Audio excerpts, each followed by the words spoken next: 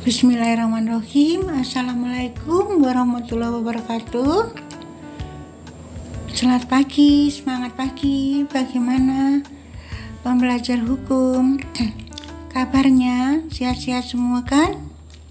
Alhamdulillah, puji syukur pada Allah SWT karena pagi ini Ibu akan berkesempatan diberi Allah kesempatan untuk membahas masalah tindak pidana khusus, yaitu khususnya korupsi yang beberapa waktu yang lalu ada kasus ya berkaitan dengan korupsi ini. Jadi teman-teman, bagaimana kabarnya? Siap untuk belajar hukum ya setelah Lebaran, bangkit, semangat baru, hidup baru, lebih baik dari sebelumnya. Ya, hari ini kita akan belajar tentang korupsi menurut KUHP nasional kita. Sebagai rasa syukur pada Allah SWT, maka kita awali belajar hukum ini dengan doa. Berdoa mulai.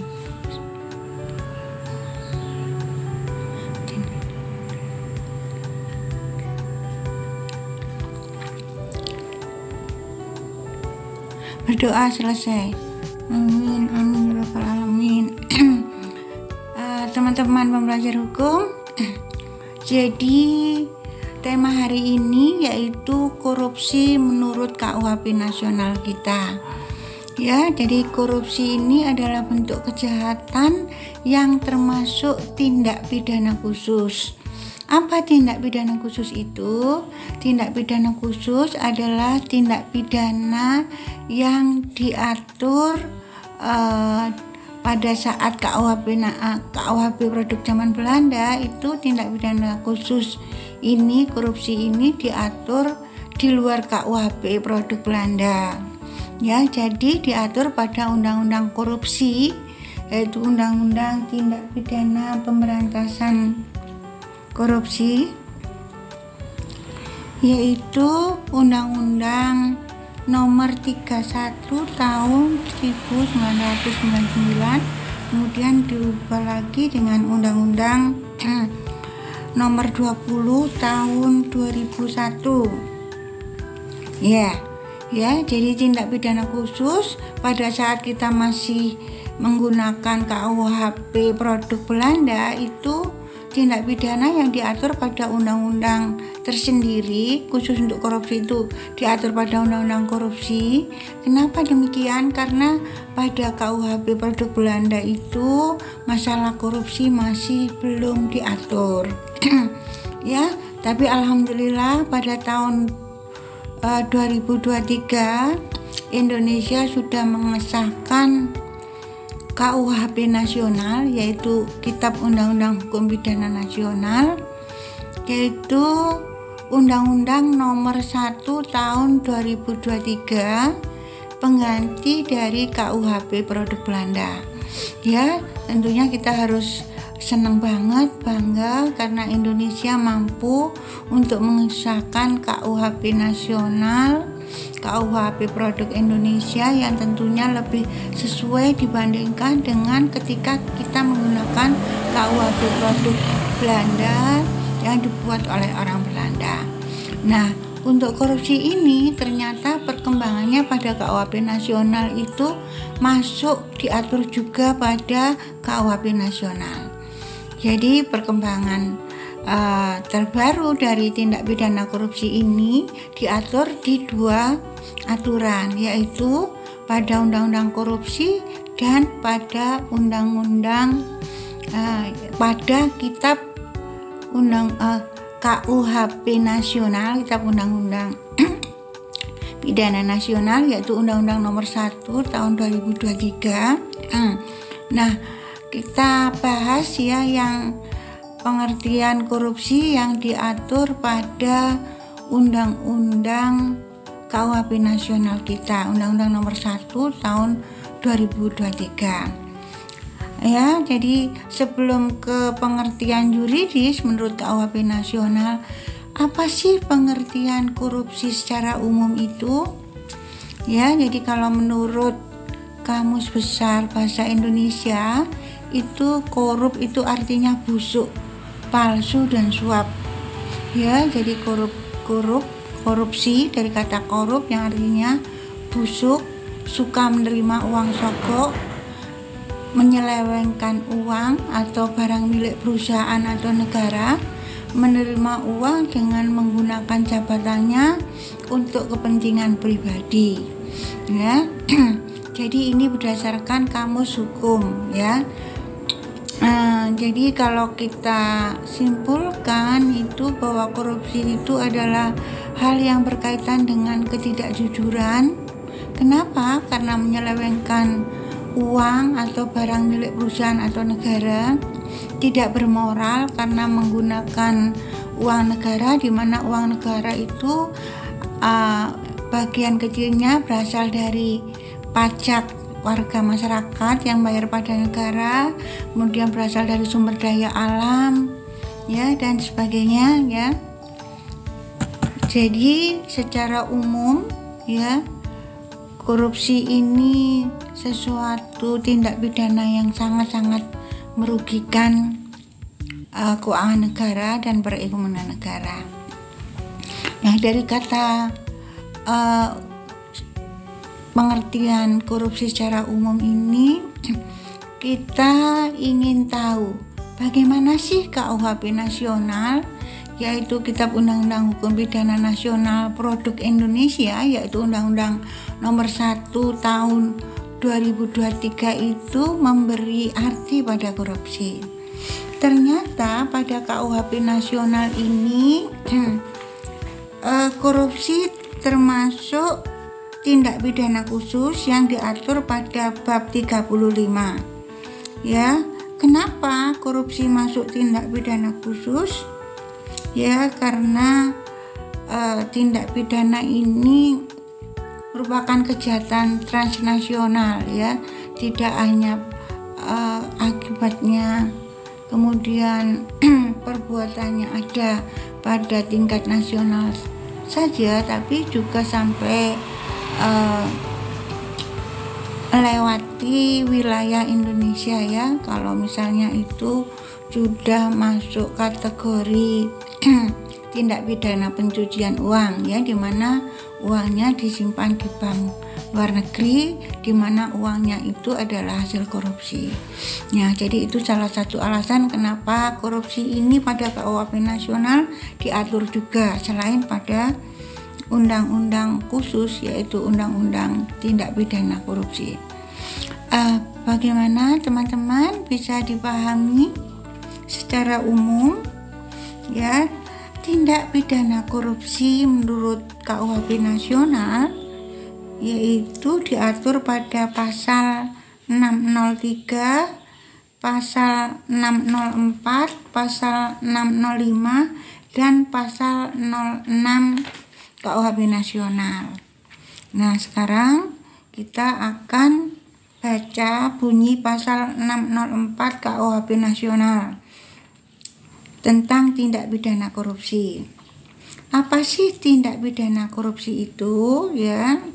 Di sini kalau pasal 604 itu lebih khusus, ya. Kita awali dengan pasal 603 dulu, yaitu pasal 603 KUHP nasional mengatakan bahwa tindak pidana korupsi adalah suatu perbuatan yang dilakukan oleh setiap orang yang secara melawan hukum melakukan perbuatan memperkaya diri sendiri, orang lain, atau korporasi yang merugikan keuangan negara atau perekonomian negara.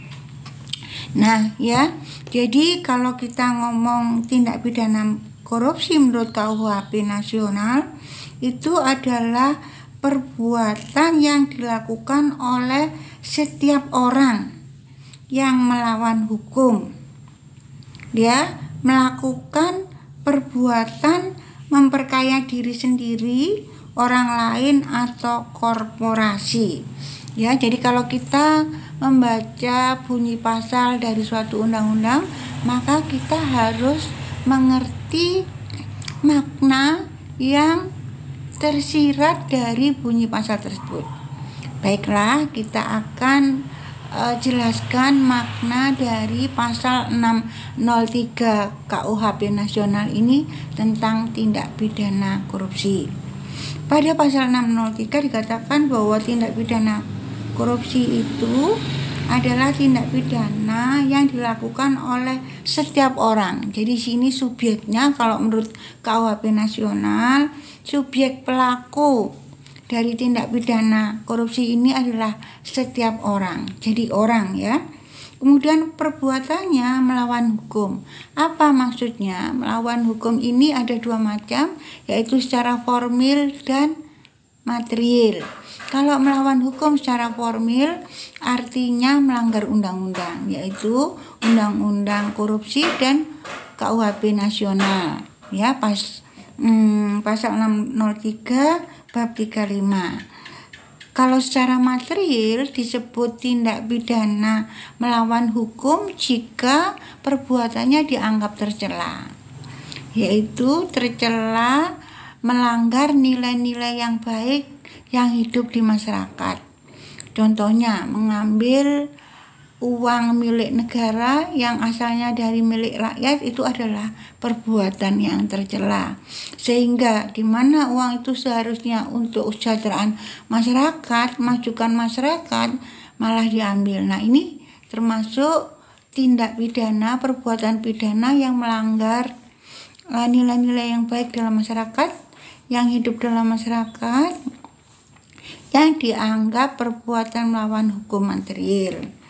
Kemudian perbuatannya tadi adalah untuk memperkaya diri sendiri. Nah, ini sudah salah besar ya. Jadi kalau misalnya seorang pejabat harus mengelola suatu departemen, ada anggaran belanja untuk departemen, kemudian untuk kepentingan masyarakat, tetapi uangnya untuk memperkaya diri sendiri, maka ini termasuk tercela juga melawan hukum. Ya, dan ini akibatnya adalah merugikan keuangan negara dan perekonomian negara, teman-teman.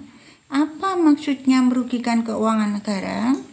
Ya, jadi merugikan keuangan negara itu, keuangan negara adalah seluruh kekayaan negara dalam bentuk apapun yang dipisahkan atau yang tidak dipisahkan.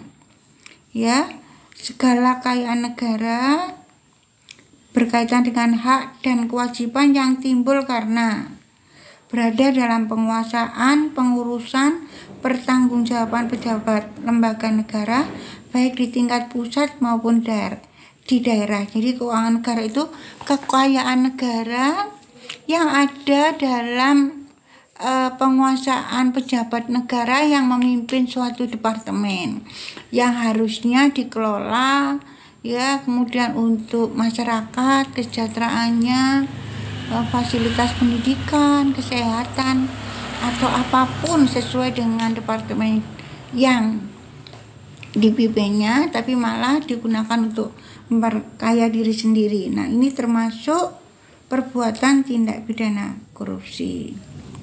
Ya, selain merugikan keuangan negara yang dikuasakan pada suatu departemen yang dikelola oleh pejabat negara, tindak pidana korupsi itu juga merugikan perekonomian negara. Apa itu perekonomian negara? Kehidupan perekonomian yang disusun sebagai usaha bersama berdasarkan asas kekeluargaan ataupun usaha masyarakat secara mandiri yang didasarkan pada kebijakan pemerintah, baik di tingkat pusat maupun daerah, ya, yang bertujuan untuk memberikan manfaat, kemakmuran, dan kesejahteraan bagi seluruh kehidupan masyarakat. Jadi perekonomian negara itu adalah usaha bersama berdasarkan asas kekeluargaan, ya, baik oleh pemerintah maupun usaha masyarakat. Itu dirugikan kalau ada tindak pidana korupsi. Karena misalnya dananya untuk usaha bersama, ya, bidang perekonomian baik dari pemerintah atau masyarakat diperbantukan dananya, tetapi kalau diambil untuk memperkaya diri sendiri, maka ini termasuk merugikan masyarakat juga negara. Ya, bagaimana teman-teman? Bisa dipahami? Ya, baiklah. Dipahami dulu pengertian tindak pidana korupsi menurut KUHP nasional. Saya kira itu dulu, nanti akan Ibu lanjutkan untuk konten berikutnya. Ibu mohon maaf kalau ada salah kata. Jangan lupa like, subscribe, dan komen. Terima kasih.